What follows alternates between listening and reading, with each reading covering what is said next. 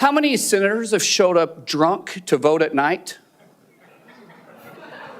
Have any of you guys asked them to step down and resign from their job? And then how many senators do you know have got a divorce before cheating on their wives? Did you ask them to step down? I mean, it is so ridiculous that you guys hold yourself as this higher standard and you forget you got a big plank in your eye. We've all made mistakes. I've made mistakes. And Jennifer, thank you for loving him through that mistake. Because the only reason why I'm here and not in prison is because my wife loved me too. Mr. President, today the Senate began holding hearings for the President-elect's nominees to serve in his cabinet. This morning, Senate Armed Services Committee heard testimony from Pete Hegseth to serve as Secretary of Defense.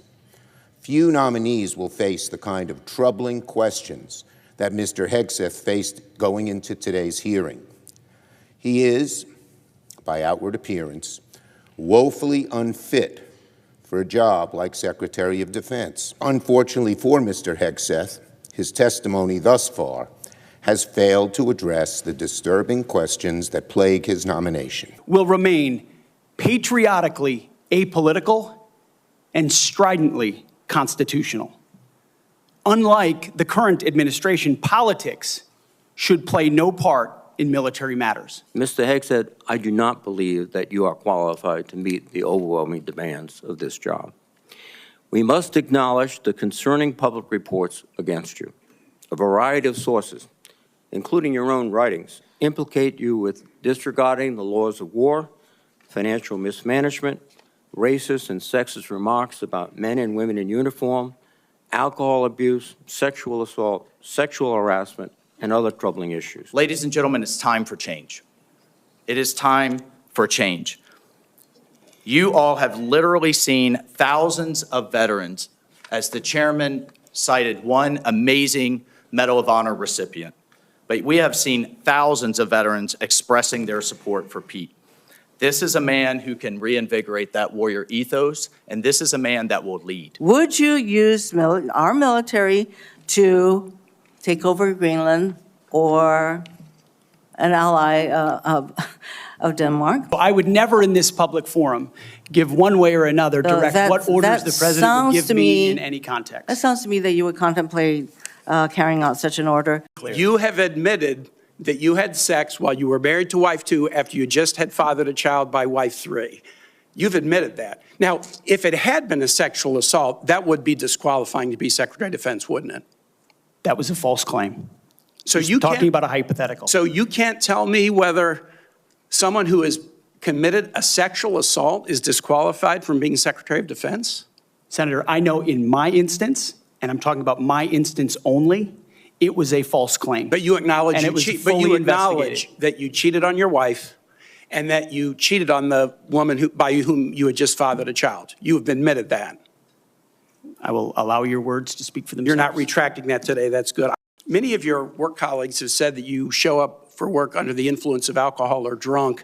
I know you've denied that, but you would agree with me, right, that if that was the case, that would be disqualifying for somebody to be Secretary of Defense. Senator, those are all anonymous false claims, and the totality they're not anonymous. The letters on the record here. They're not anonymous. On the record, people we've seen records with names Vets attached for Freedom, to them. Concerned Vets for America, and Fox News One of your colleagues working said, hard every day on behalf of one of your mission. colleagues said that you got drunk at an event at a bar and chanted, "Kill all Muslims." Another colleague, not anonymous, we have this, said that you took co-workers to a strip club. You were drunk, you tried to dance with strippers, you had to be held off the stage, and one of your employees in that event filed a sexual harassment charge as a result of it. I'm not a perfect person, as has been acknowledged.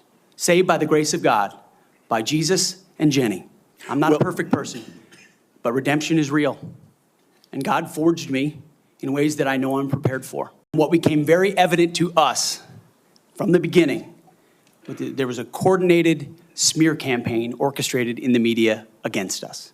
All they were out to do, Mr. Chairman, was to destroy me.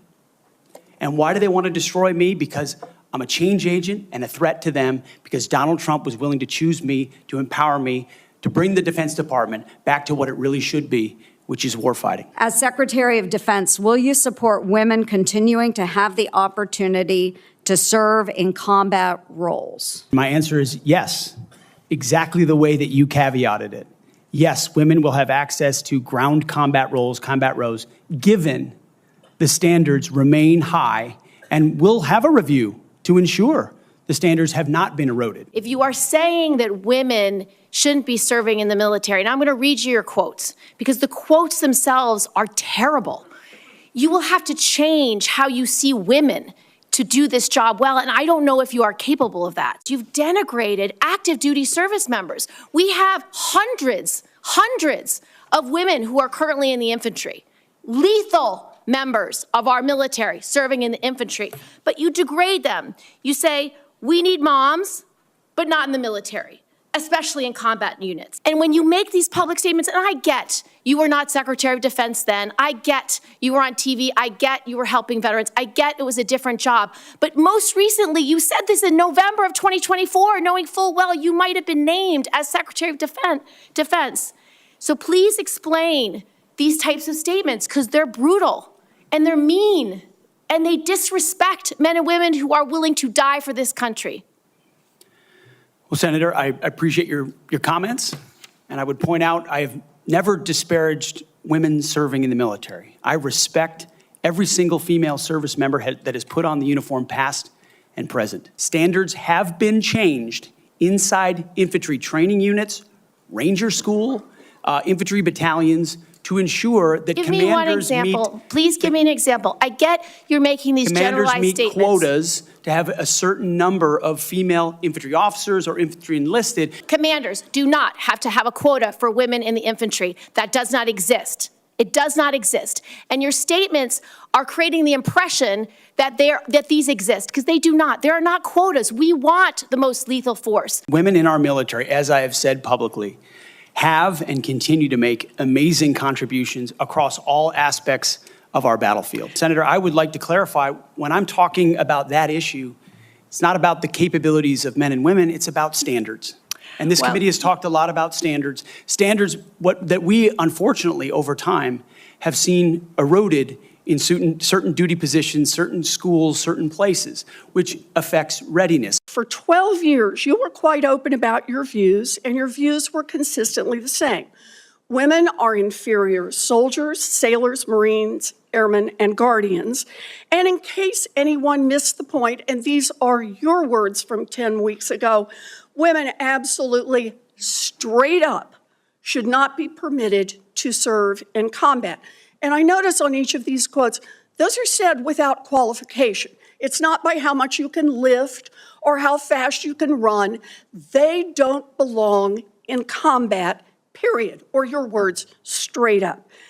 And then on November 9th, 2024, just 32 days after your last public comment saying that women absolutely should not be in combat, you declared that, quote, some of our greatest warriors are women, and you support having them serve in combat. Now, that is a very, very big about face in a very, very short period of time. For me, this issue has always been about standards. And unfortunately, because of some of the people that have been in political power for the last 4 years, priorities other than standards, lethality, and meritocracy have driven decision-making. I'm quoting you from the podcast. Women shouldn't be in combat at all. Where is the reference to standards? That they should be there if they can carry, if they can run? I don't see that at all, Mr. Hegseth. And I just want to know, what changed in the 32 days? You got a nomination from President Trump. Now, I've heard of deathbed conversions, but this is the first time I've heard of a nomination conversion. It is a privilege to appear before you today and urge the members of this committee to confirm Pete Hegseth as our next Secretary of Defense. And I'm not here today just to advocate on behalf of a future colleague, but to speak on behalf of someone I consider a dear friend. He will bring the perspective of being the first Secretary of Defense to have served as a junior officer on the front lines, not in the headquarters, on the front lines in the war on terror and recognizes the human costs, the financial costs, and the policy drift that was discussed often in this very room that led us to decades and decades of war.